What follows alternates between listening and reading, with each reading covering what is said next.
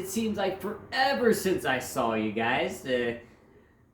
I'm just kidding. But anyway, welcome back to Cobra Vids. It's always a pleasure to have you here. It's always a pleasure to do these videos for you. I hope you learned something today. I learned something every day I work on a car. And I don't care how many times I've worked on that car. I don't care how many cars I've worked on. I always learn something. Okay, I always try to. Because if you're not learning, you're not living. Alright guys, so what we're going to do, we're going to just dive right in. Well, I might hit my head on metal suspension parts, and that might not feel too good. But anyway, we're going to inspect the brakes, the brake system in this car. In my previous video, you saw me remove the tires, you saw me inspect the suspension and the bearings and everything to do with the suspension. Well, now I want to look at the brakes, because this thing here, 62,000 miles, I know I've been saying that a lot, 62,000 miles, and this car has the original brakes, which I think is impressive. So we really need to look at the inner and outer brake pads, and we need to inspect those to make sure that they're not cracked, they're not falling apart, and they're not worn out or wearing unevenly. And I'll explain what that would mean once I get a caliper off and we take a look at those pads. Alright guys, let's get with it. Alright man. Well, first off, we're going to have to pull off a brake caliper. And what we're going to do first is we're going to pull off the spring here, so that once we remove the caliper pins, this will come off easy. Alrighty guys. Alrighty guys.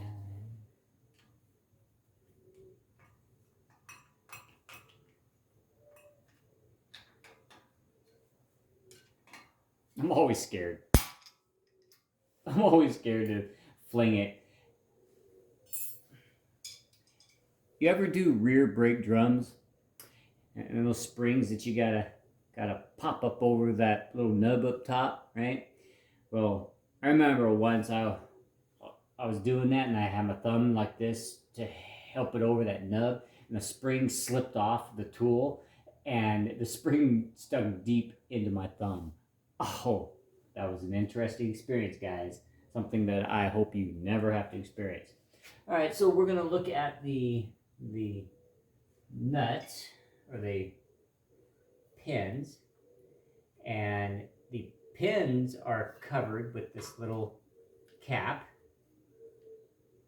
A lot of people will not put these caps back on, but I try to keep things as factory as possible. That way things are as the engineers design them, because the engineers are much smarter than me when it comes to machinery. I just work on them. I just maintain them. They build them and design them. Very good German engineering here. I love the Jettas. I know I've said that a million times.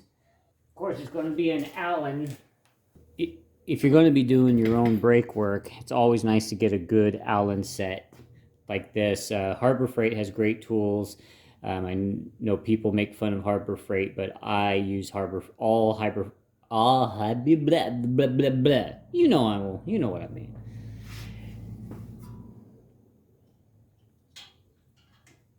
I tell you, I have broken more Craftsman than I have Harbor Freight.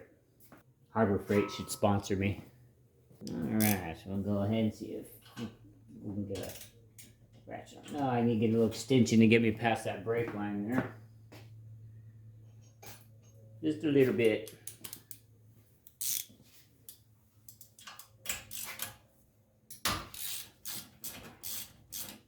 Okay, get that one off.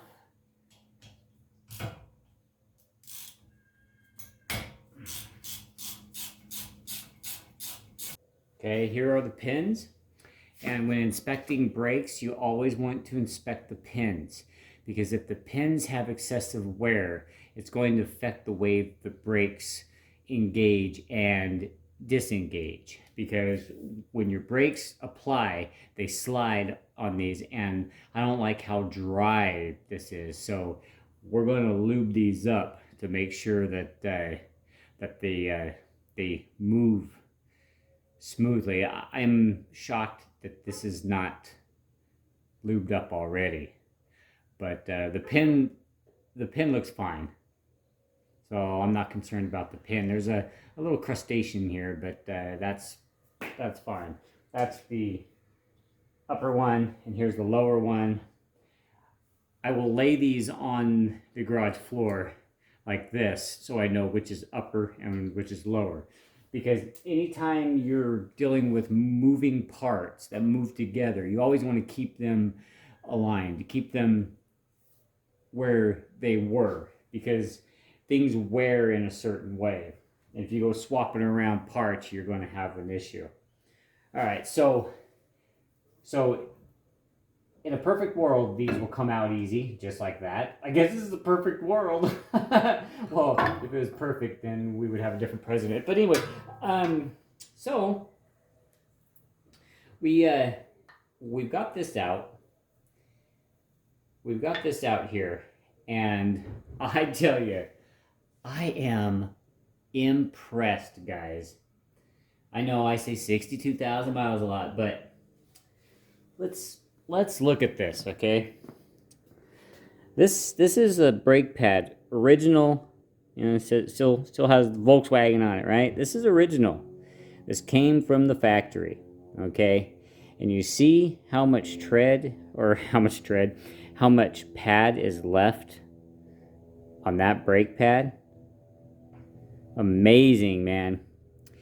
And there's barely any grooves forming. There's no cracking.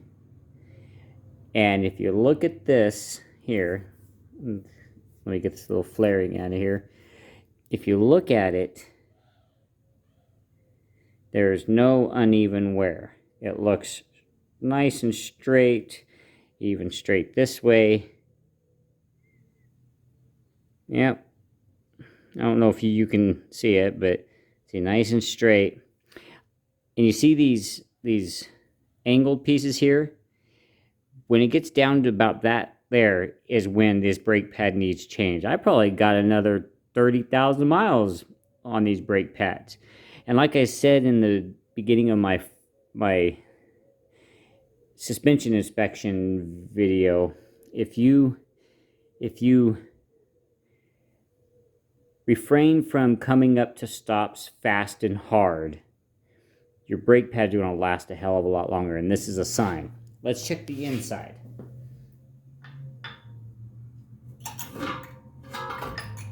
The insides are held in a little differently. They have these little springs on them, or little clips, and they slide into the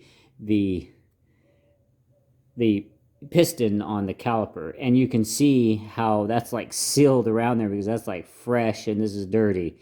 So that's actually nice. And if your brake caliper was leaking, this would be all wet and everything. But anyway, we flip it over, we look at the other side. We got the same nice straight wear all the way around. We do have a little flaring, but that's okay. That's a sign that it is wearing. But we got nice grooves in there, no cracking. This is good. This side is good. If all the way around looks like this, I'm going to be happy, man. So, okay, well, I'm going to put this side back on. We're going to move to the rear on this side. Get this side all done. Let's pop this baby back in here. I had to take a little break there and show my wife her brake pads. We'll get another 20, 30,000 miles out of these easy, guys. Impressive. I always give my wife a hard time about her driving, but that's a sign that she's a damn good driver. Like I said, when I stick these pins back in, I'm going to go ahead and put a little bit of grease on them in order just to lubricate them a little bit. And plus, it'll keep the rubber parts that go over this nice and lubed. This is the bottom one. Get it in the hole. Lube that baby up.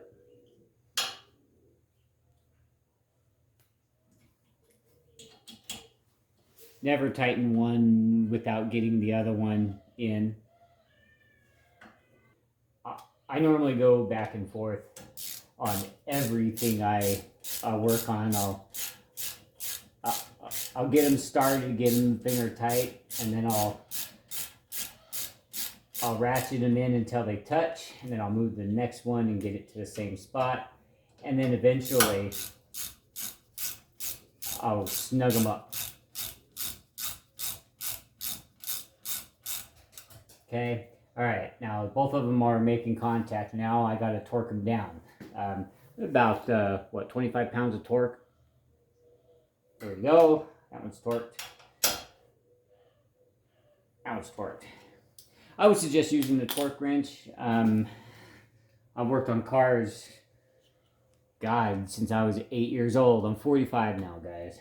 Okay, so there are certain things that I don't use a torque wrench on. You know, when I'm doing heads and transmission work and stuff like that, I definitely use a torque wrench.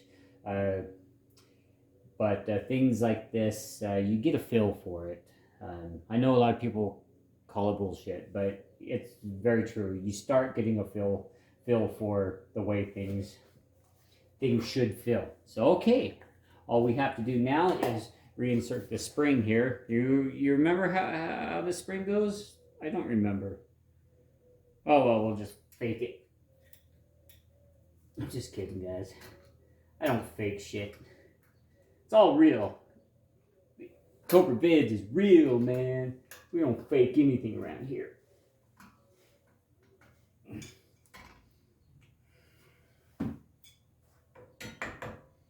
make sure that these are all the way in. There we go. The spring is in. And that's all. So okay, we're ready to move to the rear. Take a quick little break and we'll get on it. All right, so we're gonna go and work on the same thing here. Gonna hope that that everything goes as smooth as the front. Gotta pull off these pin caps here.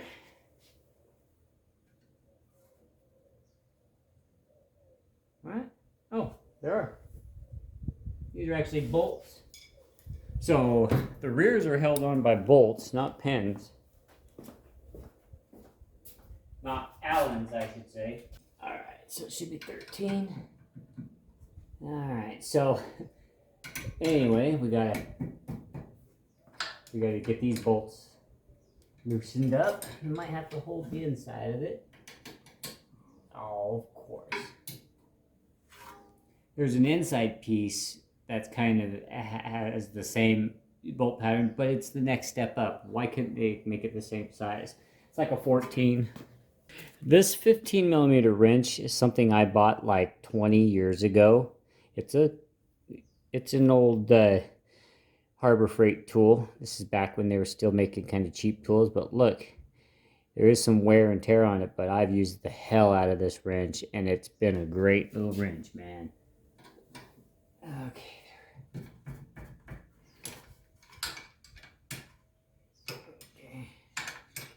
There you go. The inside is a 15 and the actual pin is, or the actual bolt is a 13. And this has a little different of a setup here, and I'll show you what I mean as soon as we get the caliper off. Alright.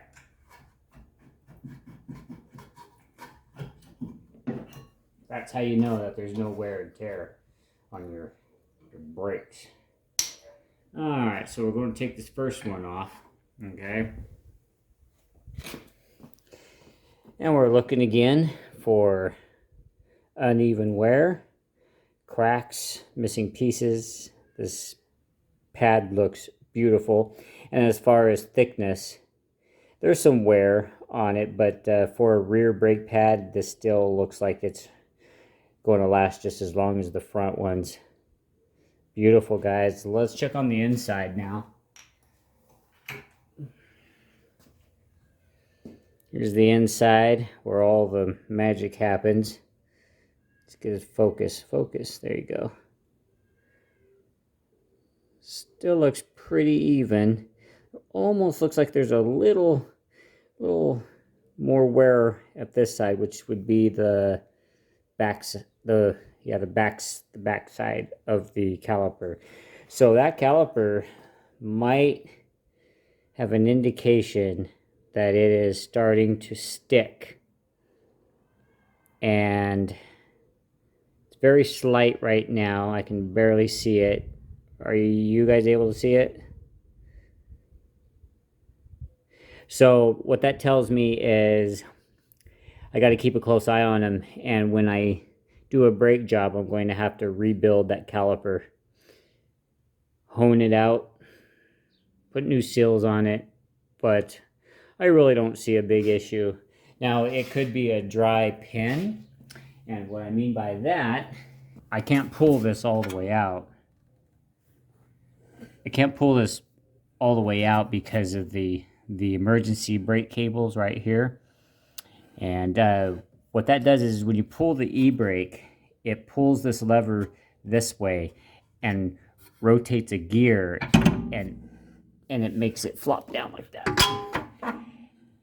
And when this lever moves, it rotates a gear in here, making the piston go in and out very slightly. And that's why you need it adjusted properly so that it pushes out enough when you pull it up about halfway. And that there is what that lever there is on your car. And of course, it has the hydraulic cable as well, or hydraulic. Where is it? Oh, it's underneath. It has the hydraulic, which when you apply the brakes, that's what pushes the piston in and out.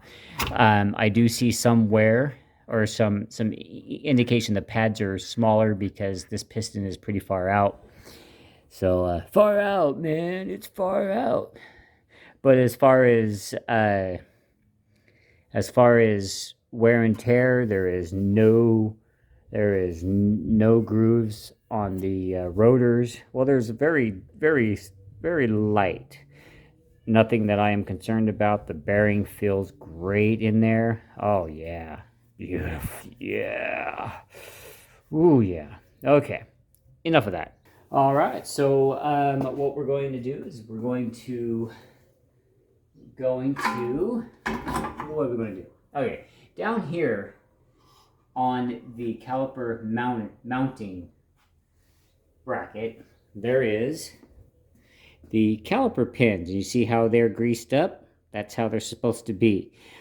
Always when you're inspecting your brakes, inspect these boots, because once these start splitting, like any other boot, once it splits and elements get in here, these dry out, and then you're going to have bad guides, and your brakes are going to start wearing uneven, because if one of these dries out or wears out to the point where it's sticking, that could cause an uneven brake wear as well.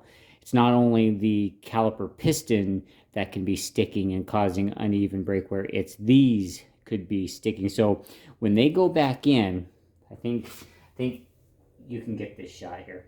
When they go back in, they go in and they should slide, and there shouldn't be too much play, too much wobble in there. And they should go in and out perfectly smooth. This is well greased. I'm not going to re-grease that one. Pull out the bottom one. You can see that it's pretty much the same thing. Nicely greased. The boot is in great shape. So we'll go ahead and pop this pin back in. Make sure that it snaps onto the spot it's supposed to be. And then what we'll do is we'll just put these pads back in and drive it another 1,000,000 miles. Well, something like that. Anyway, you know what? This pad. It's there. Nope. Backwards. We want to get them in right.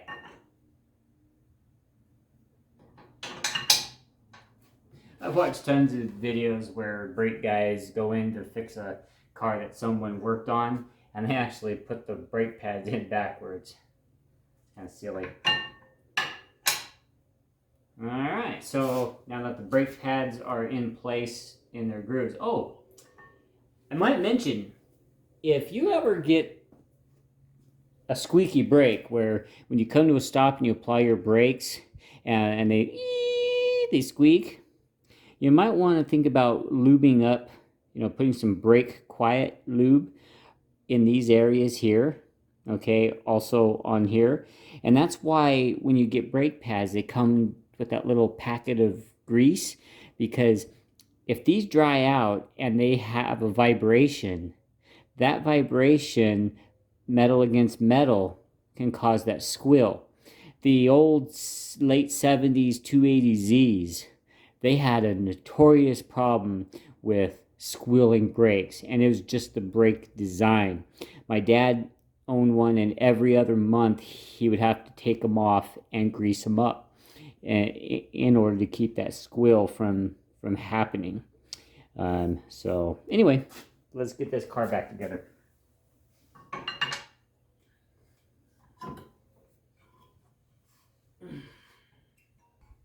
And since it has those springs to hold the brake down, you gotta push in one side in order to get it aligned for the next bolt. I'm sorry.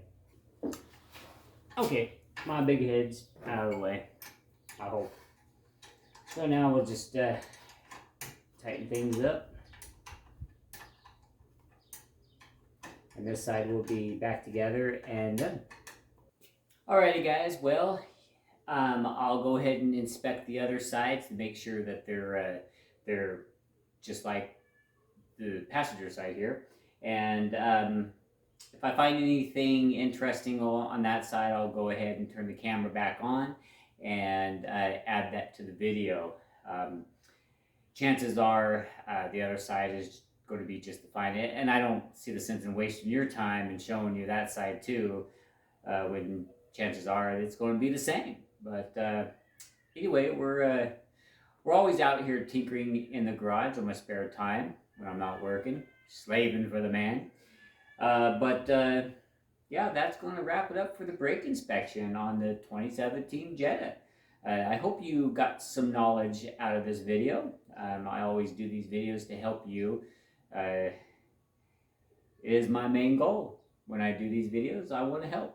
I want to help teach my knowledge to other people, and I definitely welcome anybody out there to share their knowledge down in the comments about what I'm doing. If you see something that I'm doing wrong, politely, respectfully, bring it up in the comments. I do not allow any negative, derogatory comments in the on my channel, so I will delete them. So if you want to be constructive and respectful, I welcome any comments, even if it's negative. You're saying something negative that I'm doing, if you're commenting negative about something that I'm doing on my channel, I don't mind. Go ahead and post it. We'll have a discussion with everybody. Alright guys, that's going to wrap it up for this brake inspection. I hope you enjoyed. Until next time guys, cars are better when you're driving them, especially when it's a Mustang.